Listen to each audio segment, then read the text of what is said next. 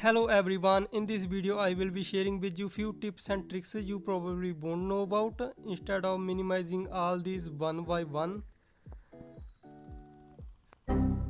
you can take one of these apps and shake it, others will be automatically minimized.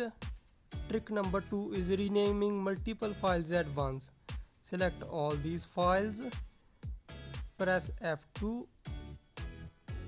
Now rename one of these files, hit enter, and others will be renamed with the same name. Trick number 3 is bypassing Windows animation while booting.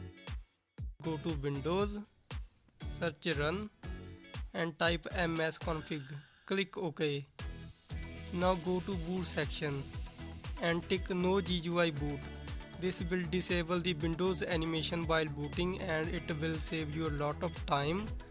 That's it guys, I hope you learned something new from it. Thank you for watching this video.